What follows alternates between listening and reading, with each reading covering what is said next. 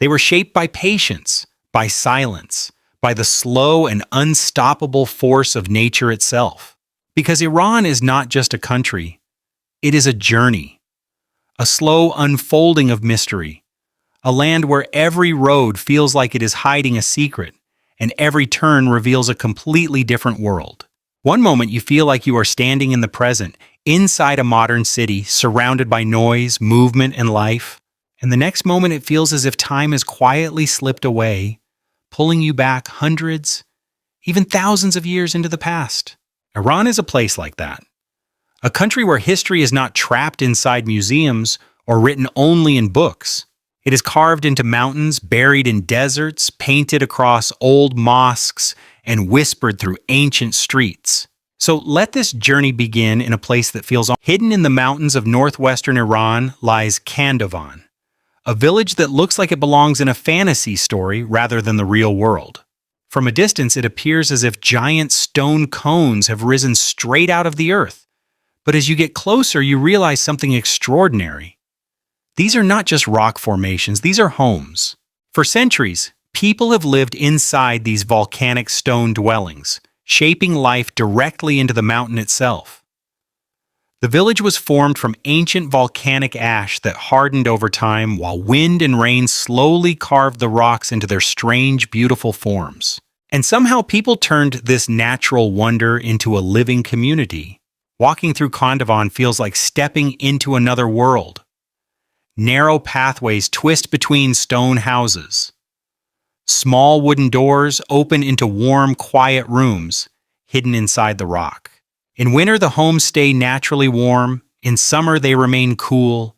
It feels as though nature and human life made a silent agreement here long ago, an agreement to live together, not against each other. But Iran does not reveal itself through softness alone. It also has a harsher face, a more extreme, almost alien beauty. Far to the southeast stretches the Lut Desert, one of the hottest and most unforgiving places on Earth.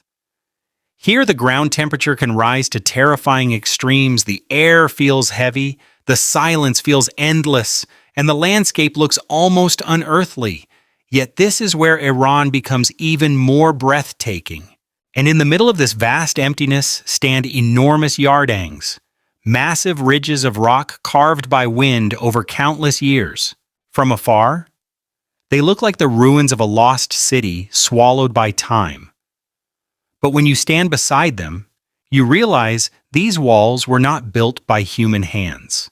They were shaped by patience, by silence, by the slow and unstoppable force of nature itself. And then comes one of the most powerful chapters of this journey, Persepolis. There are places in the world where history feels distant. Persepolis is not one of them. Once this was the ceremonial capital of the Achaemenid Empire, one of the greatest empires the world had ever seen. Built more than 2,500 years ago under Darius the Great, Persepolis was designed not just to impress, but to declare power, wealth, and permanence. Even in ruins, it still does. Broken columns rise into the sky like the remains of giants. Stone staircases still carry the carved images of delegates from distant lands, all bringing gifts, all walking toward the Persian king. The walls are worn, the palaces are incomplete, and yet the place still feels alive, as if the empire never fully left. Walk slowly through the ruins, and the silence begins to feel heavy with memory. The sunlight falls across ancient carvings, shadows move across cracked stone, and for a moment it almost feels like Persepolis is speaking, not loudly, but deeply, through the weight of everything it has seen. But Iran is not only about ruins and deserts. Its beauty also lives in landscapes that feel mysterious in a completely different way.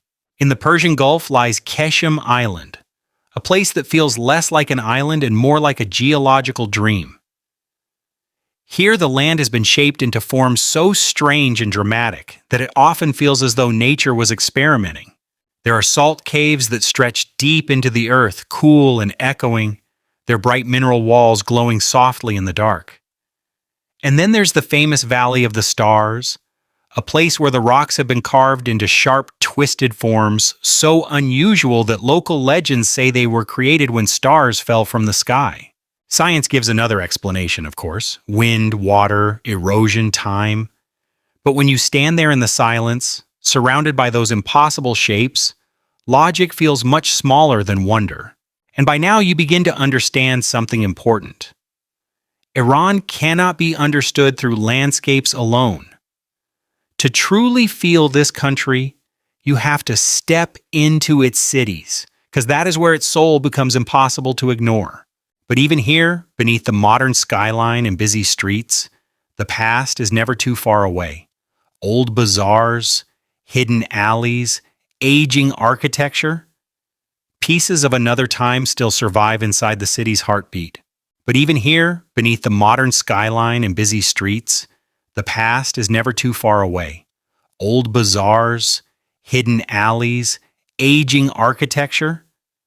Pieces of another time still survive inside the city's heartbeat. Then there is Yazd, and everything changes again. If Tehran feels like movement, Yazd feels like stillness. This desert city, with its earth-colored homes, winding lanes, and iconic wind catchers rising toward the sky, seems to exist outside of time. The air feels slower here, softer, as if the city is asking you to lower your voice and simply listen. And then finally comes Isfahan, a city so beautiful that for centuries people called it half the world. But Isfahan does not overwhelm you all at once. It slowly settles into you.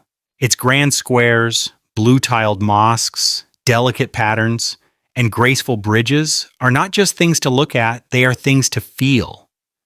Stand in the great square and look around, and it seems almost impossible that architecture can hold this much poetry. Light and shadow move across tile and stone.